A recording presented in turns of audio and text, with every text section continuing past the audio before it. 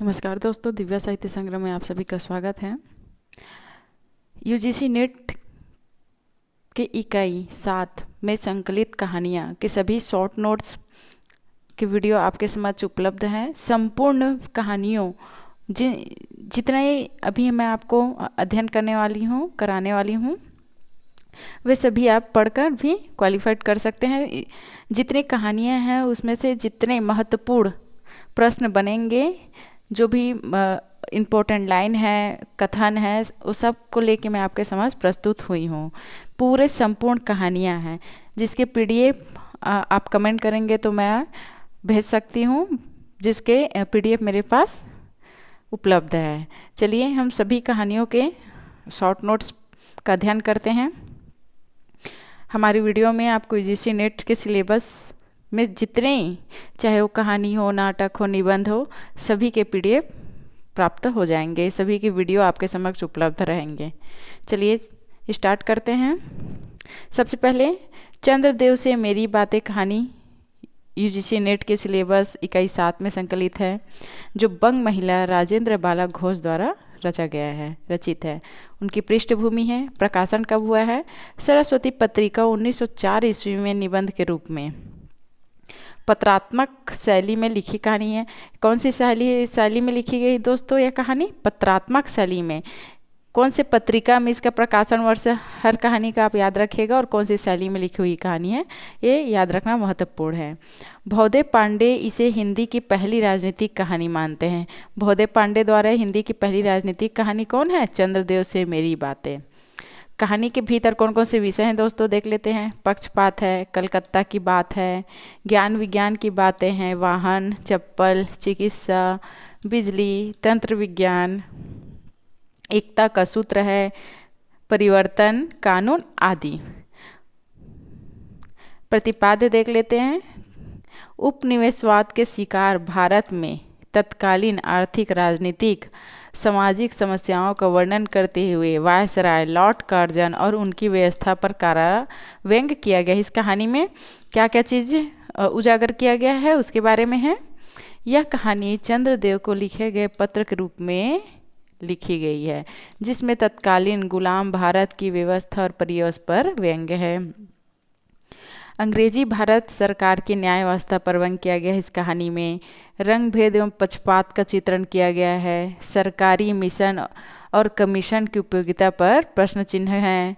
उच्च शिक्षित वर्ग की काठ में पुत्रों से तुलना, भारत की दिनहीन व्यवस्था को देख लेने का आग्रह चंद्रदेव से, प्रकृति से छेड़छाड़ पर व्यंग्य किया है। मसलन कलकत्ता आदि को देखकर आपके देवराज सुरेंद्र भी कहेंगे कि हमारी अमरावती तो इससे आगे नीरी फीकी सी जान पड़ती है। कलकत्ता विश्वविद्यालय के विद्वानों पर व्यंग्य किया गया है। सभी अत्यंत इंपॉर्टेंट है मित्रों। इसमें पात्र कौन से हैं? लेखिका और चंद्रदेव। केवल लेखिका है और चंद्रदेव जिसको पत्र लिख रही है। प्रमुख उद्धरण कथन देख लेते हैं। इस कहानी में कौन कौन से महत्वपूर्ण कथन हैं? कथन आते हैं मित्रों, तो कथन देखते हैं। सारे जितने चंद्रदेव से मेरी बातें कहानी के अंदर जितनी महत्वपूर्ण कथनें हैं हम आपके सामने उजागर कर रहे हैं। देखते हैं। भगवान चंद्रदेव क्षमा कीजिए, आप तो अमर हैं, आपको मृत्यु कहाँ, तब परलोक बनाना कैसा। ओहो, देवता भी अपनी जाति को कैसे पक्षपाती होते हैं। देखो न, चंद्रदेव को अमृत देकर उन्होंने अमर कर दिया। तब यदि मनुष्य होकर हमारे अंग्रेज अपने जाति वालों का पक्षपात करे तो आश्चर्य ही क्या है। अच्छा, यदि आपको अंग्रेज जाति की सेवा करना स्वीकार हो तो एक एप्लीकेशन निवेदन हमारे आधुनिक भारत प्रभु लॉर्ड कार्जन के पास भेज देवे। आशा है कि आपको आदरपूर्वक अवश्य आह्वान करेंगे, क्योंकि आप अधम भारतवासियों के भांति कृष्णांग तो है नहीं जो आपको अच्छी नौकरी देने में उनकी गौरांग जाति कुपित हो उठेगी। मैं विश्वास करती हूँ कि जब लॉर्ड कार्जन हमारे भारत की स्थायी भाग्य विधाता बन के आवेंगे, तब आपको किसी कमीशन का मेंबर नहीं तो किसी मिशन में भर्ती कर ले अवश्य ही भेज देवेंगे, क्योंकि लॉर्ड कार्जन को कमीशन और मिशन दोनों ही अत्यंत प्रिय है। मैं अनुमान करती हूँ कि आपके नेत्रों की ज्योति भी कुछ अवश्य ही मन पड़ गई होगी। ये सारे कथन किस कहानी से है? चंद्रदेव से मेरी बातें। इसके सारे कथन उसी कहानी में आते हैं, जिसका मूल अध्ययन मैं पहले की वीडियो में करा चुकी हूँ मित्रों। उसके शॉर्ट नोट्स लेकर मैं आपके समझ आज उपलब्ध हुई हूँ। क्योंकि आधुनिक भारत संतान लड़कपन से ही चश्मा धारण करने लगी है। इस कारण आप हमारे दिनहीन क्षीणप्रभ भारत को उतनी दूर से भली भांति न देख सकते होंगे। अगला कथन देखते हैं। जिस स्वयंवासिनी विद्युत देवी को स्पर्श तक करने का किसी व्यक्ति को साहस नहीं हो सकता, वही आज पराये घर में आश्रिता नारियों की भांति ऐसे दबाव में पड़ी है कि छू तक नहीं कर सकती। क्या करे बेचारी के भाग में विधाता ने दासवृत्ति लिखी थी। यहाँ स्त्रियों की दशा का वर्णन है। अब भारत में न तो आपके और आपके स्वामी भुवन भास्कर सूर्य महाशय के ही वंश धरों का साम्राज्य है और न भारत की वह सस्य श्यामला स्वर्ण प्रस्फुता मूर्ति ही है। अब तो आप लोगों के अज्ञात एक अन्य द्वीपवासी परम शक्तिमान गौराग महाप्रभु इस विशाल भारतवर्ष का राज्य वैभव भोग रहे हैं। अब तक मैंने जिन बातों का वर्णन आपसे स्थूल रूप में किया, वह सब इन्हीं विद्या विशारद गौरांग प्रभुओं के कृपा कटाक्ष का परिणाम है। यह तो यहाँ प्रतिवर्ष पदवी दान के समय कितने ही राज्य विहीन राजाओं की सृष्टि हुआ करती हैं, पर आपके वंशधारों में 2-4 राजा महाराजा नाम मात्र के हैं भी। वे काट के पुतलों की भांति, जैसे उन्हें उनके रक्षक न जाते हैं वैसे ही वे नाचते हैं। वे इतनी भी जानकारी नहीं रखते कि उनके राज्य में क्या हो रहा है, उनकी प्रजा दुखी है या सुखी। यह क्या है, देसी राजाओं की ऋण विहीनता का यहाँ पे वर्णन किया गया है। अगला कथन देखते हैं मित्रों। हरि पदोद्धवा त्रैलोक्य पावनी सुरसरी के भी खोटे दिन आए हैं। वह भी अब स्थान स्थान में बंधनग्रस्त हो रही है। उसके वक्ष स्थल पर जहाँ तहाँ मोटे बृहत्कार खंभ गाड़ दिए गए हैं। गंगा पर बन रहे पुलों और बांधों के मार्फत आधुनिक विकास की यहाँ पे आलोचना की गई है। यह अत्यंत इंपॉर्टेंट है मित्रों। यह कथन कलकत्ता आदि को देखकर आपके देवराज सुरेंद्र भी कहेंगे, हमारी अमरावती तो इसके आगे फिरी निकी सी जान पड़ती है। वहाँ का ईडन गार्डन तो परिजात परिशोभित नंदन कानन को भी मात दे रहा है। प्रकृति से छेड़छाड़ पर व्यंग। इस कथन में प्रकृति से छेड़छाड़ पर व्यंग किया गया है। अगला कथन है। भ्रमण करने को आए तो अपनी फैमिली डॉक्टर धन्वंतरी महाशय को और देवताओं के चीफ जस्टिस चित्रगुप्त को साथ अवश्य लेते आएँ। आशा है कि धन्वंतरी महाशय यहाँ के अंग्रेजी डॉक्टर के सन्निकट चिकित्सा संबंधी बहुत कुछ शिक्षा लाभ कर सकेंगे। यहाँ की इंडियन पिनल कोड की धाराओं को देखकर चित्रगुप्त जो महाराज अपने यहाँ की दंड विधि कानून को बहुत कुछ सुधार सकते हैं। अंग्रेजी डॉक्टर और ब्रिटिश न्याय की व्यवस्था पर यहाँ पे व्यंग किया गया है। यहाँ पे क्या देखें मित्रों, हमने चंद्रदेव से मेरी बातें कहानी की संपूर्ण कथन पृष्ठभूमि प्रतिपाद्य सारे हम उसका अध्ययन कर चुके हैं, जितने जो महत्वपूर्ण है। अगली कहानी की ओर चलते हैं, दुलई वाली है ना, बंग महिला। चंद्रदेव से मेरी बातें और दुलाई वाली 2 कहानियाँ बंग महिला जो द्वारा रचित 2 कहानी नेट की यूजीसी नेट के सिलेबस में संकलित है। तो दुलाई वाली की महत्वपूर्ण इसके प्रकाशन वर्ष, कौन सी शैली में लिखी गई है, पात्र, प्रमुख कथने सभी लेके ही इस वीडियो में आपके समक्ष हूँ। तो दुलाई वाली कहानी देखते हैं। दुलाई वाली कहानी के प्रकाशन वर्ष 1907। कौन से पत्रिका में? सरस्वती पत्रिका में हुआ था। कुंभ में छोटी बहू 1906, भाई बहन 1908, दालिया 1909 ईस्वी, हृदय परीक्षा इनकी क्या प्रमुख कहानियाँ है। दुलाई वाली के अतिरिक्त कुंभ में छोटी बहू, भाई बहन, दालिया, हृदय परीक्षा प्रमुख कहानियाँ हैं। बंग महिला के बारे में देखते हैं। जन्म इनका 1882 ईस्वी में। पूरा नाम है राजेंद्र बाला घोष।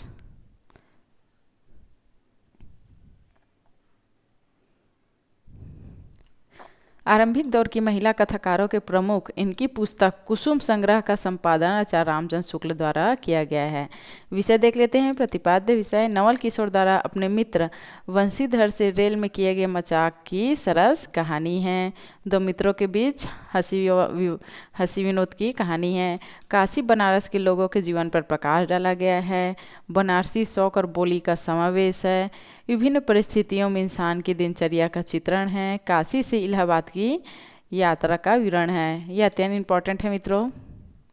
काशी से इलाहाबाद की यात्रा का विवरण किया गया है। 2 मित्रों के हंसी मजाक एवं व्यवहार का चित्रण है। दोनों में गहरी मित्रता, दोनों एक जान दो कालीब। पात्र कौन कौन है? मुख्य पात्र है वंशीधर जो जानकी के पति हैं। नवल किशोर के मित्र हैं। नवल किशोर के लिए अगाध प्रेम है, स्नेह है। नवल किशोर कौन है देखते हैं। वंशीधर के घनिष्ठ मित्र हैं। विनोद प्रिय, खूब हंसी मजाक करने वाले। कलकत्ते से नई बहू को लेकर चले थे। वंशीधर को तार कट्टर तार भेजा था कि उन्हें ट्रेन में मिले, कट्टर स्वदेशी थे। जानकी कौन थी? वंशीधर की पत्नी। उन्हें नवल किशोर का हंसी मजाक बिल्कुल पसंद नहीं था, हालांकि उनमें नवल के प्रति कोई दुराग्रह नहीं था। पारंपरिक भारतीय नारी थी, ससुराल से विदा होने पर रोने जैसे संस्कार इनमें विद्यमान थी। गौड़ पात्र में कौन कौन है मित्रों, देख लेते हैं। नवल किशोर की बहू सीता, जो जानकी देई की बहन। कुहारिन, जानकी के मायके की नौकरानी। ट्रेन में 2-3 महिला सहयात्री। सीता कौन थी? जानकी देई की बहन। कहानी में कौन कौन से स्थान का नाम आया है? दशाश्वमेध घाट, गौदलिया, बनारस कलकत्ता, मुगल सराय, इलाहाबाद, प्रयाग। अन्य देख लेते हैं। दुलाई अर्थात एक प्रकार का चादर चुनरी जिसे घूंघट के रूप में प्रयुक्त किया जाता है। यथार्थ चित्रण, पात्रानुकूल भाषा, स्थानीयता के रंगों से भरी यह कहानी आज भी जीवित है। बनारसी बोली के संवाद, ट्रेन में औरतों के कदम कहानी की मिठास बढ़ा देते हैं। प्रमुख उद्धरण कथन, इसमें इस कहानी के प्रमुख कथन: अरे इनकार मनई तो नहा आइलीन, हो देख लो रोवल करथिन पयाग। अगला कथन है, पयाग जो जहा मनई मकर नहाए जाला। नाहक विलायती चीज़ मोल लेकर क्यों रुपये की बर्बादी की जाए। देसी लेने से भी दाम लगेगा सही, पर रहेगा तो देश में ही। खैर दोनों मित्रों अपनी अपनी घरवाली को लेकर राजी खुशी घर पहुँचे और मुझे भी उनकी आराम कहानी लिखने से छुट्टी मिली। पहली उमहरवा बड़ी उजबक रहला, भला केहू के चिल्लाए से डलई कहूँ खड़ी होला। उस गाड़ी में एक लाठी वाला भी था, उसने खुल्लम खुल्ला कहा, का बाबूजी कुछ हमारो साझा। वह बुढ़िया जिसे उन्होंने रखवाली के लिए रख छोड़ा था, किसी बहाने से भाग गई। तू ही उन स्त्रियों को कहीं ले गई। इतना कहना था कि दुलाई से मुंह खोलकर नवल किशोर खिलखिला उठे। दुलाई की बिसात ही कितनी। अरे तुम क्या जानो, इन लोगों की हंसी ऐसी होती है, हंसी में किसी के प्राण भी निकल जाए तो उन्हें कोई दया ना है। ये जो सारे हैं इस कहानी के दुलाई वाली के महत्वपूर्ण कथन है। अगला कहानी देखते हैं, एक टोकरी भर मिट्टी। पृष्ठभूमि देखते हैं, यह कहानी 1901 में छत्तीसगढ़ मित्र पत्रिका में सर्वप्रथम प्रकाशित हुआ। सभी का प्रकाशन वर्ष और पत्रिका याद रखना अत्यंत महत्वपूर्ण है, तो याद रखना जरूरी है मित्रों। देखते हैं, देवी प्रसाद वर्मा और अधिकांश विद्वानों द्वारा सहमति बनी कि यह कहानी हिंदी की प्रथम मौलिक कहानी है। हिंदी की प्रथम मौलिक कहानी कौन है मित्रों? एक टोकरी भर मिट्टी। यह आदर्शवादी कहानी है। देखते हैं विषय, जमींदार द्वारा अपने महलों के अहाते के लिए एक बूढ़ी विधवा की झोपड़ी हटाने और जमींदार की आंखें खुलने के पश्चात झोपड़ी की जमीन वापस करने की छोटी सी आदर्शवादी कथा है, एक टोकरी भर मिट्टी। पात्र कौन कौन है? मुख्य पात्र बुजुर्ग विधवा अपनी बहू और पुत्र के मौत देख चुकी है, अब एकमात्र पोती ही उसके जान जीने का सहारा है। जमींदार है, दो ही इसमें पात्र हैं, एक विधवा और जमींदार उसका पोता। दंभी व्यक्ति बाद में टोकरी भर मिट्टी न उठाने पर अहंकार का तिरोहित हो जाता है। गौड़ पात्र में बुजुर्ग विधवा की पोती, जमींदार का वकील। विशेष क्या है? विधवा बुजुर्ग महिला की पीड़ा, शोषण का चित्रण किया गया है। कहानी की मूल संवेदना क्या है? हृदय परिवर्तन। बाद में जमींदार का हृदय परिवर्तन होता है ना। अपनी मिट्टी से प्रेम का संदेश, जमींदार का अहंकार और अंत में उसका हृदय परिवर्तन। लचर कानून व्यवस्था का जिक्र, मानवता का संदेश, जमींदार के हृदय परिवर्तन के साथ कहानी समाप्त। वर्ग भेद, गरीब बुजुर्ग महिला, अमीर जमींदार। कहानी का केंद्रीय तत्व क्या है? आदर्शवाद है। प्रमुख कथन क्या है देख लेते हैं। किसी जमींदार के महल के पास एक गरीब अनाथ विधवा की झोपड़ी थी। जमींदार साहब को अपने महल का हाथा उस झोपड़ी तक बढ़ाने की इच्छा हुई। विधवा से बहुत ने कहा कि अपनी झोपड़ी हटा ले, पर वह तो कई जमाने से वहीं बसी थी। उसका प्रिय पति और इकलौता पुत्र भी उसी झोपड़ी में मर गए थे। पतहू भी एक 5 बरस की कन्या को छोड़कर चल बसी थी। उसकी पोती की कितना उम्र था? उसके पोती की, बुजुर्ग विधवा पोती की 5 वर्ष। याद रखिएगा मित्रों, पूछा जाता है कि उसकी पोती कितने वर्ष की थी? 5 वर्ष। अगला कथन देखते हैं। उस झोपड़ी में उसका मन लग गया था और बिना मरे वहाँ से वह निकलना नहीं चाहती थी। बाल की खाल निकालने वाले वकीलों की थैली गरम कर उन्होंने अदालत में झोपड़ी पर अपना कब्जा कर लिया। कानून व्यवस्था का दुरुपयोग कर उस बुजुर्ग महिला को वहाँ से निकाल दिया। जब से यह झोपड़ी छूटी है तब से मेरी पोती ने खाना पीना छोड़ दिया है। मैंने यह बहुत कुछ समझाया पर एक नहीं मानी, यही कहा करती कि अपने घर चल, वही रोटी खाऊंगी। अब मैंने यह सोचा कि झोपड़ी में एक टोकरी भर मिट्टी लेकर उसी का चूल्हा बनाकर रोटी पकाऊंगी। इससे भरोसा है कि वह रोटी खाने लगेगी।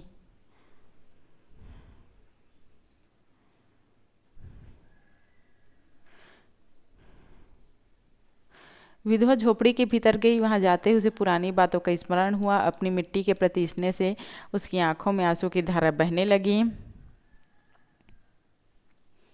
अपने आंतरिक दुखों को किसी तरह संभाल कर उसने अपनी टोकरी मिट्टी से भर ली और बाहर ले आई।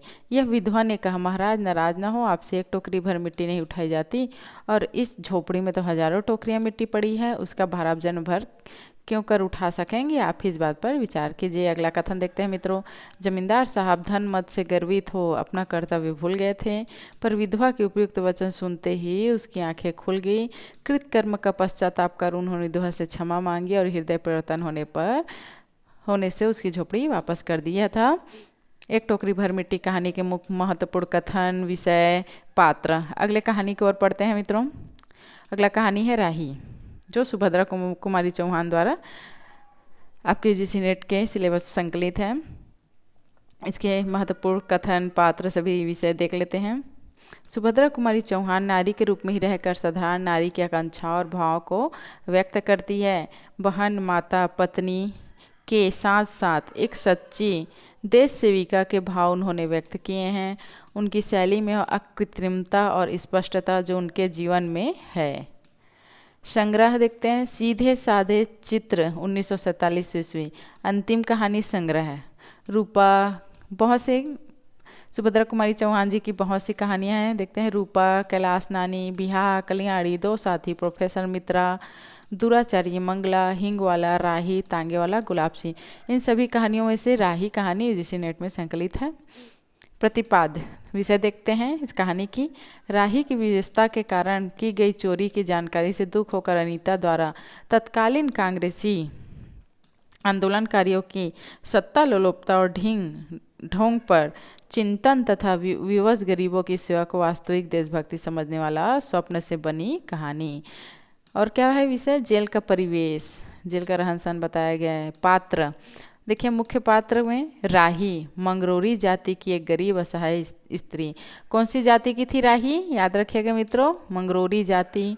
पुलिस वालों द्वारा उसके पति को मार दिया गया था और चोरी के आरोप में उसे जेल में भेज दिया गया था। वहीं क्या है, अनीता रहती है। अनीता स्वतंत्रता आंदोलन में भाग लेने वाली जेल में बंद एक स्त्री। गौड़ पात्र में कौन है? पति, राही का पति, जिसे पुलिस वाले मारते मारते मार देते हैं। बच्चा, राही का बेटा, जिसके लिए राही अनाज की चोरी करती। किसके चोरी कर किए रहती हो तो जेल में डाल दिया जा रहा था? अनाज की। विशेष देख लेते हैं। संवादात्मक एवं आत्मकथात्मक कहानी, मंगरोरी जाति की कठिनाइयों का वर्णन, स्त्री वेदना की झलक, राष्ट्रभक्ति का चित्रण एवं सत्ता भक्ति पर व्यंग, देश की दरिद्रता एवं रोजगार की समस्या का चित्रण, गरीबों को पुलिस द्वारा सताए जाने का चित्रण, गरीबों की समस्या का चित्रण, मानव धर्म की प्रतिष्ठा। राही 5-6 सेर अनाज की गठरी की चोरी करती। कितने? 5-6 सेर। राही को 1 साल की सज़ा मिलती है। राही को कितने साल की सज़ा मिलती है? 1 साल की। कहानी में तथाकथित कांग्रेसी नेताओं पर व्यंग किया गया है। प्रमुख कथन कौन कौन से हैं मित्रों? देखो, पहला देखते हैं। तो तूने चोरी क्यों की? मजदूरी करती तब भी तो दिन में 3-4 आने पैसे मिल जाते। अगला कथन है, हमें मजदूरी नहीं मिलती सरकार, हमारी जाति मंगरोरी है। कौन सी जाति थी? मंगरोरी। केवल मांगते खाते हैं और भीख न मिले तो फिर क्या चोरी करते हैं। उस दिन घर में खाने को ना था, बच्चे भूख से तड़प रहे थे। बाजार में बहुत देर तक मांगा, बोझा ढोने के लिए टोकरा लेकर भी बैठी रही, पर कुछ न मिला। सामने किसी का बच्चा रो रहा था, उसे देखकर मुझे अपने भूखे बच्चे की याद आ गई। वहीं पर किसी की नाच की गठरी रखी हुई थी, उसे लेकर भागी तो पुलिस वाले ने पकड़ लिया। ये किसके बीच का संवाद है मित्रों? राही और अनीता के मध्य है। जो अनीता जेल में मिली थी राही से तो उसे पूछ रही थी। अगला कथन है, हम गरीबों की कोई नहीं सुनता सरकार, बच्चे आए थे कचहरी में, मैंने सब कुछ कहा पर किसी ने नहीं सुना। कौन कहती? राही अनीता से कह रही थी। अनीता के सामने आज एक प्रश्न था। वो सोच रही थी कि देश को दरिद्रता और निरीह गरीबों के कष्टों को दूर करने का कोई उपाय नहीं है। हम सभी परमात्मा की संतान है, एक ही देश के निवासी हैं, कम से कम हम सबको खाने पहनने का समान अधिकार तो है ही। फिर यह क्या बात है कि कुछ लोग तो बहुत आराम से रहते हैं और कुछ लोग पेट के अन्न के लिए चोरी करते हैं। उसके बाद विचारा कि दूरदर्शिता के कारण, सरकार वकील के चातुर्यपूर्ण जिरह के कारण छोटे छोटे बच्चों की माताएं जेल भेज दी जाती हैं, उनके बच्चे भूखे मरने के लिए छोड़ दिए जाते हैं। एक और तो यह कैदी है जो जेल आकर सचमुच जेल जीवन के कष्ट उठाती हैं, और दूसरी ओर हम लोग जो अपनी देशभक्ति और त्याग का ढिंढोरा पीटते हुए जेल आते हैं। हमें आमतौर से दूसरे कैदियों के मुकाबले में अच्छा बर्ताव मिलता है, फिर भी हमें संतोष नहीं होता। हम जेल आकर ए और बी क्लास के लिए झगड़ते हैं। जेल आकर ही हम कौन सा बड़ा त्याग कर देते हैं? जेल में हमें कौन सा कष्ट रहता है सिवा इसके कि हमारे माथे पर नेतृत्व की सील लग जाती है। हम बड़े अभिमान से कहते हैं यह हमारी चौथी जेल यात्रा है, यह हमारी 5वीं जेल यात्रा है, और अपनी जेल यात्रा के किस्से बार बार सुनाकर आत्मगौरव अनुभव करते हैं। तात्पर्य यह है कि हम जितने बार जेल जा चुके होते हैं उतनी सीढ़ी हम देशभक्ति और त्याग से दूसरे किस्से ऊपर उठ जाते हैं, और इसके बल पर जेल से छूटने के बाद कांग्रेस को राजकीय सत्ता मिलते हैं। हम मिनिस्टर, स्थानीय संस्थाओं के मेंबर और क्या क्या हो जाते हैं। अगला कथन है, अनीता सोच रही कि कल तक जो खद्दर भी न पहनते थे, बात बात पर कांग्रेस का मजाक उड़ाते थे। कांग्रेस के हाथों में थोड़ी शक्ति आते ही कांग्रेस भक्त बन खद्दर पहनने लगे, यहाँ तक कि जेल में भी दिखाई पड़ने लगे। वास्तव में यह देशभक्ति या सत्ता भक्ति? अगला कथन है, वास्तव में सच्ची देशभक्ति तो इन गरीबों के कष्ट निवारण में है, कोई दूसरे नहीं, हमारी ही भारत माता की संतानें हैं।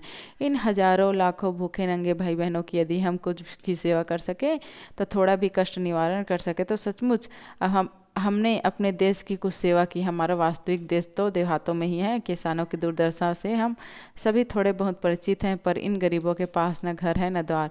अशिक्षा और अज्ञान का इतना गहरा पर्दा इनकी आंखों पर है कि होश संभालते ही माता पुत्री को और सास बहू को चोरी की शिक्षा देती है।